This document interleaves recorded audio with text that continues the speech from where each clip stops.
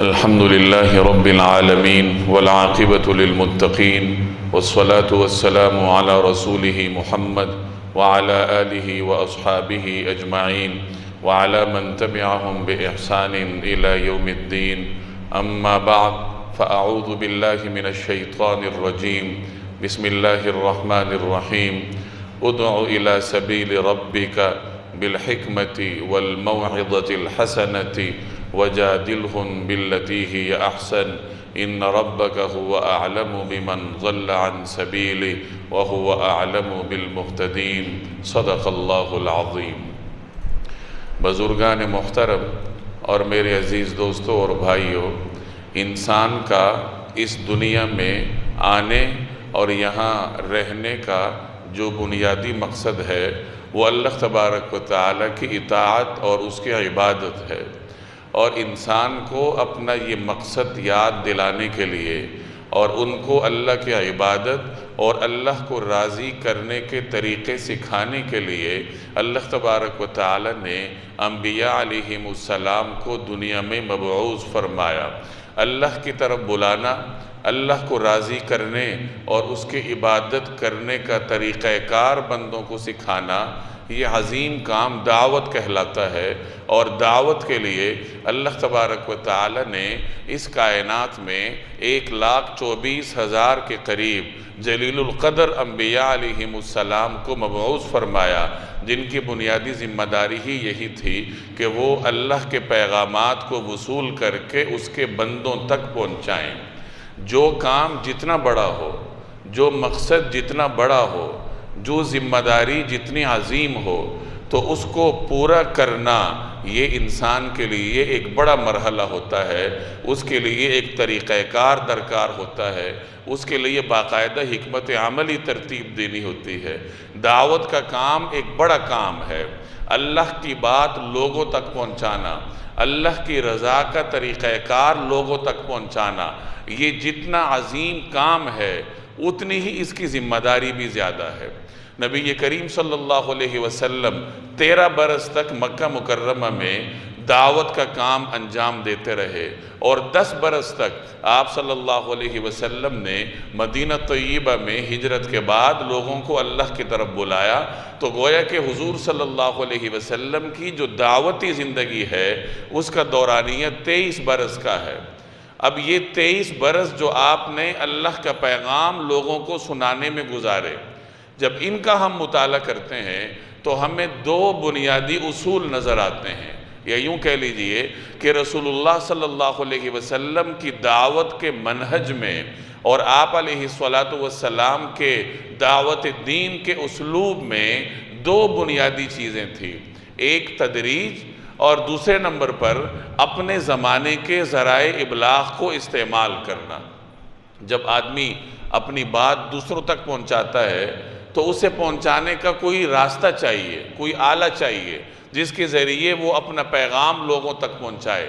جیسے آج کل جدید آلات ہیں، ذرائع ابلاغ کے طور پہ استعمال ہوتے ہیں.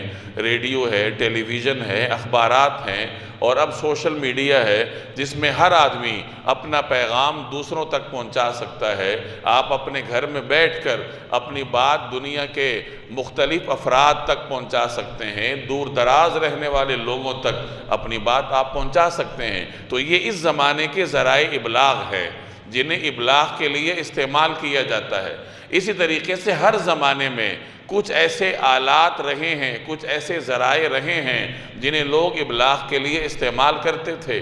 اور انبیاء علیہم السلام نے اپنے اپنے زمانے میں جو مروج ذرائع ابلاغ تھے دعوت کے کام کے لیے انبیاء نے ان کا استعمال فرمایا ہے. تو رسول اللہ صلی اللہ علیہ وسلم کی دعوت کے منہج میں 2 بنیادی چیزیں ہیں. پہلے نمبر پر تدریج، اور دوسرے نمبر پر اپنے زمانے کے ذرائع ابلاغ کا استعمال. تدریج کا مطلب ہے کسی کام کو آہستہ آہستہ آگے بڑھانا. ایک کام آپ پہلے چھوٹے پیمانے پر شروع کریں گے، آہستہ آہستہ قدم بقدم آپ اس کا دائرہ کار بڑھاتے چلے جائیں گے. رسول اللہ صلی اللہ علیہ وسلم کے تدریجی طریقہ کار کو 3 دائروں میں تقسیم کیا جا سکتا ہے. پہلا دائرہ وہ تھا جب رسول اللہ صلی اللہ علیہ وسلم نے دعوت کے کام کا آغاز کیا، اور بالکل آغاز کا دور تھا، اور ابھی علی الاعلان حضور صلی اللہ علیہ وسلم نے لوگوں کو دعوت نہیں دی تھی، بلکہ انفرادی طور پر نبی کریم صلی اللہ علیہ وسلم لوگوں کو دعوت دیتے رہے۔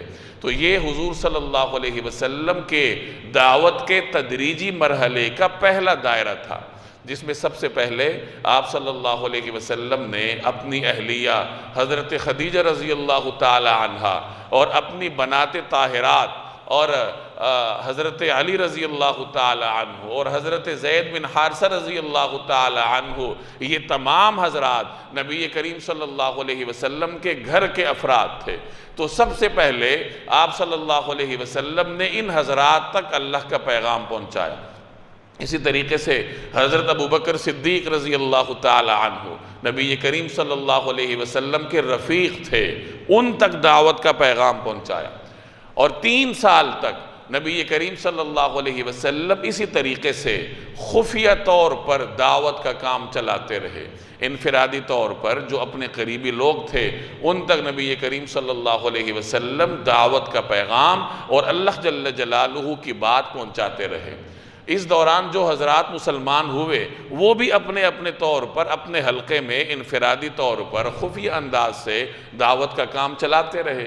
چنانچہ حضرت ابوبکر صدیق رضی اللہ تعالی عنہ کی دعوت کے بعد حضرت عثمان غنی، حضرت عبد الرحمن بن عوف اور حضرت سعد بن ابی وقاص جیسے جلیل القدر صحابہ مسلمان ہوئے۔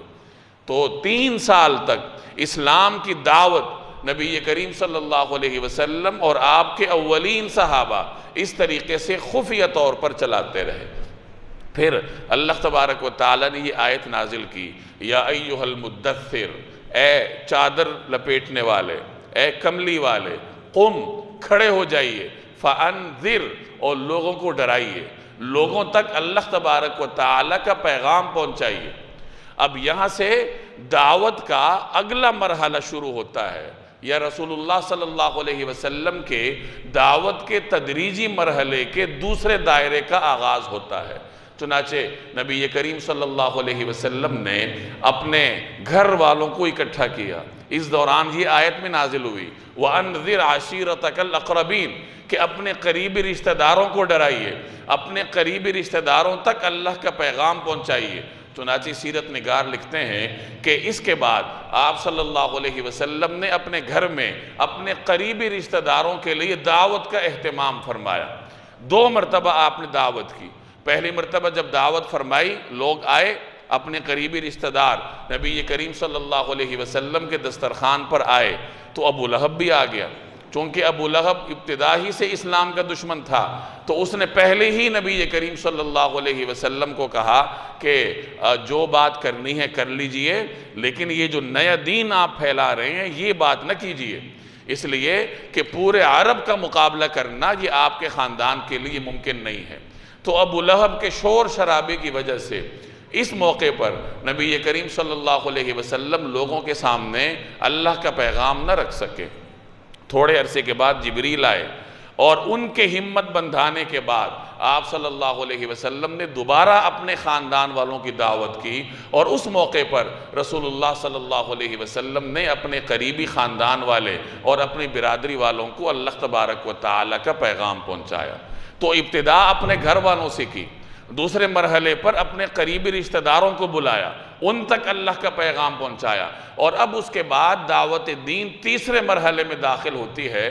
چنانچہ یہ آیت نازل ہوئی، فَاصْدَعْ بِمَا تُؤْمَرْ وَأَعْرِضْ عَنِ الْمُشْرِكِينَ، کہ جو آپ کو حکم دیا گیا ہے وہ پہنچائیے، علی الاعلان اس کا اظہار کیجئے، اور مشرکین کی پرواہ نہ کیجئے۔ یعنی یہ مخالفت کریں گے تو کرتے رہیں، آپ اپنا کام کرتے رہیے اور ان کی مخالفتوں کی پرواہ نہ کیجئے۔ چنانچہ اس مرحلے پر جناب رسول اللہ صلی اللہ علیہ وسلم کوہ صفا پر تشریف لے گئے، اور کوہ صفا پر تشریف لے جا کر آپ صلی اللہ علیہ وسلم نے پورے قبیلہ قریش کو پکارا۔ اب یہ درجہ بدرجہ دعوت کے کام کو آگے بڑھایا جا رہا تھا کہ اپنے گھر والوں سے شروع کیا، پھر اپنے قریبی رشتہ داروں تک پیغام پہنچایا، اور اب پوری برادری کو نبی کریم صلی اللہ علیہ وسلم نے کوہ صفا پر جمع فرمایا۔ آپ کوہ صفا پر کھڑے تھے، قریش کے مختلف قبائل کے لوگ نیچے آ کر جمع ہو گئے کہ دیکھیے کہ رسول اللہ صلی اللہ علیہ وسلم کیا فرماتے ہیں۔ تو آپ صلی اللہ علیہ وسلم نے اس موقع پر وہاں موجود قریش سے فرمایا کہ دیکھو، اگر میں تمہیں یہ کہوں کہ پہاڑ کے پیچھے سے دشمن کی فوج تم پر حملہ کرنے کو ہے تو کیا تم مانو گے؟ تو سب نے بیک زبان ہو کر کہا کہ بالکل ہم آپ کی بات پر عمل کریں گے، ہم آپ کی بات کو تسلیم کریں گے، اس لیے کہ ہم نے آپ کی زبان سے سچ کے سوا کچھ سنا ہی نہیں ہے۔ پھر آپ صلی اللہ علیہ وسلم نے ان کے سامنے اللہ کی بات رکھی اور ان سے ارشاد فرمایا کہ دیکھو، جب تک تم اللہ کو ایک نہیں مانو گے، جب تک تم شرک سے باز نہیں آؤ گے، تب تک میں تمہیں دنیا میں کوئی نفع دے سکتا ہوں اور نہ آخرت میں کوئی حصہ تمہیں دے سکتا ہوں۔ تمہیں اللہ کو ایک ماننا ہوگا اور یہی تمہاری فلاح کا راستہ ہے۔ اس موقع پر پھر ابو لہب نے شور شرابہ مچایا تو رسول اللہ صلی اللہ علیہ وسلم نے اپنی دعوت کے تیسرے مرحلے پر کوہ صفا پر کھڑے ہو کر پورے قبیلے قریش کو جمع کیا اور ان کے سامنے اللہ کی بات رکھی۔ یہ ایک قسم کا پہاڑی کا واعظ تھا۔ پہاڑی کا واعظ حضرت عیسیٰ علیہ السلام کا بڑا معروف ہے۔ حضرت عیسیٰ علیہ السلام نے ایک مرتبہ الجلیل نامی بستی میں ایک جھیل کے کنارے پر پہاڑی پر کھڑے ہو کر اپنے پیروکاروں کے سامنے ایک واعظ فرمایا تھا، اور وہ ایک اپنی مثال آپ نصیحتیں ہیں جو اس موقع پر سیدنا عیسیٰ علیہ السلام نے ارشاد فرمائی۔ تو جس طرح حضرت عیسیٰ کا پہاڑی کا واعظ معروف ہے، اسی طریقے سے نبی کریم صلی اللہ علیہ وسلم نے کوہ صفا پر کھڑے ہو کر قریش کے سامنے جو نصیحتیں ارشاد فرمائی تھی اور ان کے سامنے اللہ کی بات رکھنے کا جو علی اعلان طریقے سے آغاز فرمایا تھا، وہ رسول اللہ صلی اللہ علیہ وسلم کی دعوتی زندگی کا اہم ترین موڑ ہے۔ تو یہ نبی کریم صلی اللہ علیہ وسلم کی دعوتی زندگی میں تدریج کا لحاظ ہے کہ تدریجاً، درجہ بدرجہ، قدم بقدم آپ صلی اللہ علیہ وسلم لوگوں تک اللہ کا پیغام پہنچاتے رہے۔ اپنے گھر والوں سے شروع کر کے قریبی رشتہ داروں تک بڑھے اور قریبی رشتہ داروں سے آگے بڑھ کر پوری برادری کو جمع کر کے آپ صلی اللہ علیہ وسلم نے اللہ کا پیغام پہنچایا۔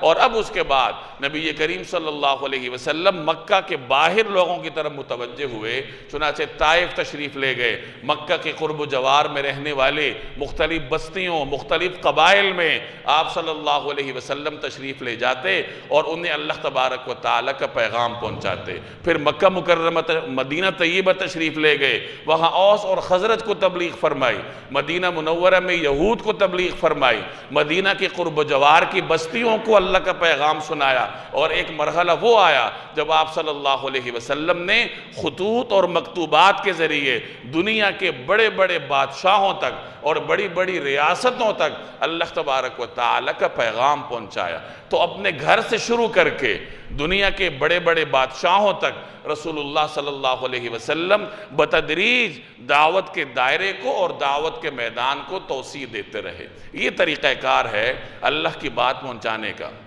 کہ سب سے پہلے آدمی اپنے گھر سے آغاز کرے۔ گھر والوں کا ہمارے اوپر حق ہے، ہر انسان پر سب سے پہلے اس کے گھر والوں کا حق ہے، اور گھر والوں کے بارے میں آپ سے پوچھا جائے گا۔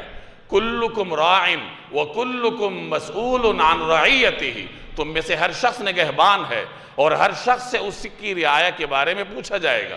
اب باپ کی رعایا کون ہے؟ باپ کی رعایا اس کی بیوی ہے، اس کے بچے ہیں، اس کے گھر میں رہنے والے لوگ ہیں، یہ اس کی رعایا ہے۔ آپ کسی دفتر میں کام کرتے ہیں اور آپ کو اللہ نے طاقت دے رکھی ہے، تو جو آپ کے ملازمین ہیں، آپ کے ماتحت ہیں، وہ ایک درجے میں آپ کی رعایا کے زمرے میں آتے ہیں، اور ان تک اللہ کی بات پہنچانا، تعلیم و تربیت کی بات کرنا، نصیحت کی بات کرنا، یہ آپ کی ذمہ داری ہے اور اس کے بارے میں آپ سے باز پرس ہوگی۔ تو یہ طریقہ کار ہے کہ گھر سے شروع کریں، اپنے ماتحت افراد سے شروع کریں، مصلحت کے ساتھ ان کو اللہ کا پیغام پہنچائیں۔ مصلحت سب سے ضروری ہے۔ قرآن کریم میں جب حکم ہوتا ہے کہ اللہ کا پیغام پہنچاؤ تو ساتھ یہ بھی کہا جاتا ہے کہ مصلحت کے ساتھ پہنچاؤ۔ ادعو الی سبیل ربک، اپنے رب کی طرف بلائیے، کیسے؟ بالحکمت، حکمت کے ساتھ، والموعظۃ الحسنۃ، اور اچھی نصیحت کے ساتھ۔ اور کبھی کبھار مکالمہ کرنا پڑتا ہے۔ نصیحت تو یہ ہے کہ آپ نے نصیحت کر دی یک طرفہ طور پر، چھوٹے نے سن لی، کبھی کبھار کوئی شخص آپ کو جواب دے گا، آپ سے سوال کرے گا، مکالمہ کرنا پڑے گا، تو اگر مکالمہ کرنا پڑتا ہے تو اس کے بارے میں اس آیت کے اگلے حصے میں فرمایا وَجَادِلْهُمْ بِالَّتِي هِيَ أَحْسَنُ، اگر مجادلہ کرنا پڑتا ہے، بحث کرنی پڑتی ہے، مکالمہ کرنا پڑتا ہے، تو اس کے لیے بہترین راستہ اپناؤ، وہ خوش اسلوبی کے ساتھ اگلے کو مکالمے کے ذریعے دین کی دعوت پہنچاؤ، دین کا پیغام پہنچاؤ۔ تو یہ طریقہ کار ہے جو نبی کریم صلی اللہ علیہ وسلم کے طرز عمل کے نتیجے میں ہمارے سامنے آتا ہے۔ تو یہ پہلا اصول تھا حضور صلی اللہ علیہ وسلم کی دعوتی زندگی کا، کہ آپ نے تدریج کے ساتھ حکمت اور مصلحت کو پیش نظر رکھتے ہوئے اللہ کا پیغام لوگوں تک پہنچایا ہے۔ اور دوسرا بنیادی اصول یا ٹول کہہ لیجئے، ذریعہ کہہ لیجئے، وہ یہ کہ آپ صلی اللہ علیہ وسلم نے اپنے زمانے میں ابلاغ کے جو بھی ذرائع تھے، جو ذرائع ابلاغ تھے، ان کو رسول اللہ صلی اللہ علیہ وسلم نے استعمال فرمایا۔ اس زمانے میں ابلاغ کے اپنے طریقہ کار تھے، اپنے ذرائع تھے۔ اس وقت میڈیا تو تھا نہیں جو آج کل الیکٹرانک اور پرنٹ میڈیا ہے، تو اس زمانے کا اپنا میڈیا تھا، اپنے ذرائع ابلاغ تھے۔ عربوں میں، قریش میں اپنی بات پہنچانے کے کئی طریقے تھے۔ ایک طریقہ یہ تھا کہ جب کوئی اہم اعلان کرنا ہوتا تھا تو قریش کے لوگ کوہ صفا پر چڑھ کر اعلان کرتے تھے، یعنی کوہ صفا سے کسی صدا کا لگایا جانا یا کسی آواز کا آنا، یہ بذات خود اس بات کی دلیل تھی کہ یہ کوئی اہم اعلان ہے۔ رسول اللہ صلی اللہ علیہ وسلم نے اس طریقے کا بھی استعمال فرمایا کہ آپ نے اپنی اعلانیہ دعوت کا آغاز کوہ صفا سے فرمایا۔ اسی طریقے سے عربوں میں اپنی بات پہنچانے کا ایک مؤثر ذریعہ شعراء تھے، خطباء تھے۔ اس زمانے میں شاعری کا چرچا تھا۔ اگر کوئی شاعر کوئی قصیدہ کہہ دیتا تو وہ دنوں میں پھیلتا تھا۔ آج ایک شاعر نے یہاں قصیدہ کہا ہے تو وہ چند دنوں میں دور دراز تک پھیل جاتا تھا، زبان زد عام ہو جاتا تھا۔ لوگ شاعری کے ذریعے اپنی بات پہنچاتے تھے۔ چنانچہ اس زمانے میں اگر کسی نے کسی شخص کی تذلیل کرنی ہو تو اس پر ذلت بھرے اشعار کہے جاتے تھے، اس کی حجب کی جاتی تھی، اور وہ اشعار لوگوں میں عام ہوتے تھے، بچے بچے کی زبان پر چلے جاتے تھے، اور شاعر کا مقصد پورا ہو جاتا تھا کہ اس نے کسی کی تذلیل کرنی ہے اور پورا معاشرہ اب اس کی تذلیل پر مبنی اشعار دہرا رہا ہے۔ اسی طرح اگر کسی نے کسی کی تعریف کرنی ہو تو اشعار کے ذریعے قصیدہ لکھا جاتا تھا۔ بڑے بڑے بادشاہوں نے باقاعدہ درباری شاعر رکھے ہوتے تھے، جیسے آج کل مختلف جو سربراہان مملکت ہوتے ہیں تو ان کے اس کام پر مامور سیکریٹریز ہوتے ہیں جو کہ میڈیا تک ان کی بات پہنچاتے ہیں اور لوگوں تک ان کا پیغام پہنچاتے ہیں۔ اسی طرح اس زمانے میں بادشاہوں نے شاعر رکھے ہوتے تھے، وہ شاعر بادشاہ کا قصیدہ لکھتا تھا اور وہ قصیدہ پھیل جاتا تھا اور بچے بچے کی زبان پر بادشاہ کی تعریف ہوتی تھی۔ تو شعر و شاعری یہ ایک مؤثر ذریعہ ابلاغ تھا۔ رسول اللہ صلی اللہ علیہ وسلم نے اس کا بھی استعمال فرمایا۔ بذات خود تو اللہ نے نبی کریم صلی اللہ علیہ وسلم کو شاعری سے پاک رکھا۔ وَالشُّعَرَاءُ يَتَّبِعُهُمُ الْغَاوُونَ، چونکہ شاعر لوگ مبالغے سے کام لیتے ہیں، مبالغہ آرائی کرتے ہیں، اور ایک پیغمبر کے یہ شایع نشان نہیں ہے، اس لیے رسول اللہ صلی اللہ علیہ وسلم کو اللہ نے شاعری سے پاک رکھا۔ بذات خود تو آپ نے کوئی شعر ارشاد نہیں فرمایا، لیکن دوسرے شاعروں کو اسلام کی تبلیغ کے لیے نبی کریم صلی اللہ علیہ وسلم نے استعمال فرمایا۔ چنانچہ حضرت عبداللہ بن رواحہ تھے، یہ حضور صلی اللہ علیہ وسلم کے شاعر تھے۔ حضرت حسان بن ثابت تھے، یہ نبی کریم صلی اللہ علیہ وسلم کے شاعر تھے، اور یہ بڑے مایانات شاعر تھے، ان کے اشعار دور دور تک پھیل جاتے تھے۔ اسی طرح ثابت بن قیس ایک صحابی تھے، یہ نبی کریم صلی اللہ علیہ وسلم کے خطیب تھے، اللہ نے انہیں خطابت کا ملکہ عطا فرمایا تھا، چنانچہ یہ اپنی اس صلاحیت کو دین کی تبلیغ کے لیے استعمال فرماتے تھے۔ تو شعراء اور خطباء یہ اس زمانے کا مؤثر ذریعہ ابلاغ تھا، اور رسول اللہ صلی اللہ علیہ وسلم نے اس کا استعمال فرمایا۔ اسی طرح اس زمانے کا اہم ذریعہ ابلاغ یہ تھا کہ لوگوں کے اجتماعات میں جا کر اپنی بات پہنچائی جائے۔ جیسے حج کے اجتماعات تھے، یہ اپنی جگہ اہمیت رکھتے تھے، کیونکہ دور دراز سے قبائل آتے تھے، پورا عرب جمع ہوتا تھا حج کے دنوں میں، منا میں، عرفات میں، مزدلفہ میں. تو حج کے اجتماعات میں جا کر اپنی بات سنانا یہ اس زمانے کا اہم ذریعہ ابلاغ تھا. نبی کریم صلی اللہ علیہ وسلم نے اس کا بھرپور استعمال فرمایا. چنانچہ آپ منا میں تشریف لے جاتے تھے، لوگوں کی خیموں کے درمیان سے گزرتے تھے اور اللہ کی بات سناتے جاتے تھے. حج کے اجتماعات میں آپ تشریف لے جاتے، اللہ کی بات سناتے. ایسی ہی کسی اجتماع میں نبی کریم صلی اللہ علیہ وسلم سے مدینہ، جو اس زمانے میں یثرب تھا، اس کے لوگوں کی ملاقات ہوئی. ان کے دل میں اسلام کے پیغام نے گھر کیا، نتیجتاً مدینہ دارالاسلام بن گیا. تو حج کے اجتماعات کو نبی کریم صلی اللہ علیہ وسلم نے دین کا پیغام پہنچانے کے لیے استعمال کیا. اسی طرح اس زمانے کے اہم اجتماعات عربوں کے بازار تھے، عربوں کے ثقافتی اور تجارتی میلے تھے جو مختلف اوقات پر لگتے تھے. پورا عرب وہاں آتا تھا، تاجر بھی آتے تھے، اور وہاں پہ عربوں کی ثقافت کا اظہار ہوتا تھا. جیسے شاعر آتے تھے، ان کے باقاعدہ مشاعرے ہوتے تھے. جیسے آج کل بھی میلے ہوتے ہیں تو وہاں صرف تجارتی نقطہ نظر کو پیش نظر نہیں رکھا جاتا، بلکہ اور بھی مقاصد ہوتے ہیں. بیت بازیاں ہوتی ہیں، مختلف قسم کے کرتب دکھائے جاتے ہیں. تو اس زمانے میں بھی اس طرح کے میلے ہوتے تھے.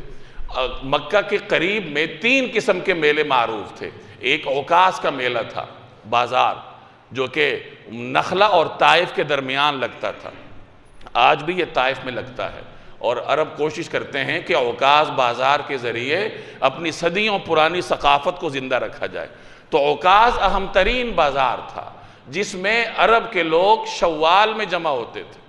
دوسرے نمبر پر اہم بازار تھا ذوالمجاز، یہ عرفہ کے پیچھے لگتا تھا، میدان عرفات کے پیچھے تھا. اور تیسرے نمبر پر ایک اہم بازار تھا مجنہ نام کا. یہ ایک میلہ تھا جو کہ مر الزہران کے مقام پر لگتا تھا، یہ بھی مکہ کے قریب لگا کرتا تھا. چنانچہ عرب جب حج کے لیے آتے تھے تو شوال کا مہینہ عکاظ میں گزارتے تھے، اس میلے میں رہا کرتے تھے، اور 20 دن ذیقعد کے یہ مجنہ میں گزارتے تھے. اور اس کے بعد موسم حج تک ذوالمجاز میں رہتے تھے، وہاں میلے کا انعقاد ہوتا تھا. اس کے بعد حج کا سیزن شروع ہوتا تھا تو منا میں چلے جاتے تھے. تو یہ عربوں کے 3 معروف بازار تھے، اور نبی کریم صلی اللہ علیہ وسلم سے ان تینوں بازاروں میں جا جا کر اللہ کا پیغام سنانا ثابت ہے. چنانچہ ایک صحابی حضرت ربیعہ رضی اللہ تعالی عنہ فرماتے ہیں کہ میں نے زمانہ جاہلیت میں، یعنی جب ابھی وہ مسلمان نہیں ہوئے تھے، تو میں نے اس زمانے میں اپنی آنکھوں سے دیکھا کہ نبی کریم صلی اللہ علیہ وسلم ذوالمجاز بازار میں تشریف فرما تھے. یہ عرفہ کے پیچھے ایک میلہ لگتا تھا، جیسے میں نے ابھی اس کا تعارف کروایا. تو ذوالمجاز بازار میں آپ صلی اللہ علیہ وسلم تشریف فرما تھے، اور آپ کی زبان اطہر سے ایک ہی جملہ نکل رہا تھا، قولوا لا الہ الا اللہ تفلحوا ایھا الناس، قولوا لا الہ الا اللہ تفلحوا، کہ اے لوگو کہہ دو کہ اللہ ایک ہے، فلاح پا جاؤ گے. اور حضرت ربیعہ فرماتے ہیں کہ میں نے دیکھا کہ ان کے پیچھے ایک اور شخص ہے جو بھینگا ہے، روشن رو ہے، اور وہ مسلسل ان کو جھٹلاتا جا رہا ہے، اور یہ کہتا جا رہا ہے کہ انہو صابی انہو کاذب العیاذ باللہ، کہ لوگوں اس کی بات مت ماننا، یہ اپنے دین سے منحرف ہو گیا ہے، العیاذ باللہ، یہ جھوٹ سے کام لے رہا ہے. تو ربیعہ کہتے ہیں کہ میں نے پوچھا، وہاں یہ روایت کرنے والے صحابی کہتے ہیں کہ میں نے لوگوں سے پوچھا کہ یہ بات کرنے والے کون ہیں، اور یہ جو ان کے پیچھے جھٹلاتے جا رہے ہیں یہ کون ہیں؟ تو مجھے کہا گیا کہ یہ محمد ابن عبداللہ ہے، جو کہ اپنے آپ کو بطور نبی کے متعارف کروا رہے ہیں، اور یہ جو ان کو جھٹلا رہے ہیں یہ ان کا چچا ابو لہب ہے. تو ابو لہب کا یہی کام ہوتا تھا کہ وہ رسول اللہ صلی اللہ علیہ وسلم کے پیچھے پیچھے جاتا تھا، آپ اللہ کا پیغام سناتے تھے اور وہ جھٹلاتا ہوا جاتا تھا. اسی طریقے سے ایک اور صحابی اشعث بن سلیم کہتے ہیں کہ میں نے جناب رسول اللہ صلی اللہ علیہ وسلم کو عکاظ کے بازار میں دیکھا، کہ آپ صلی اللہ علیہ وسلم عکاظ کے بازار میں تھے اور لوگوں کو یہی کہتے جا رہے تھے، ایھا الناس قولوا لا الہ الا اللہ تفلحوا، اے لوگوں کہہ دو کہ اللہ ایک ہے، فلاح پا جاؤ گے. اور وہ کہتے ہیں کہ میں نے وہاں دیکھا کہ ایک شخص آپ کے پیچھے ہے جو لوگوں کو کہتا جا رہا ہے کہ لوگوں اس کی بات مت ماننا. تو مجھے پتہ چلا کہ یہ بات کرنے والے محمد بن عبداللہ ہیں، اور یہ جو ان کو جھٹلا رہا ہے وہ ابو جہل ہے. ابو جہل اور ابو لہب یہ اسلام کے وہ دو دشمن تھے جو خود بھی دین سے دور تھے اور دوسرے کو بھی دین میں آنا گوارا نہیں کرتے تھے۔ اسی طریقے سے حضرت جابر بن عبداللہ کہتے ہیں کہ میں نے نبی کریم صلی اللہ علیہ وسلم 10 سال تک مسلسل لوگوں کو اللہ کا پیغام پہنچاتے رہے۔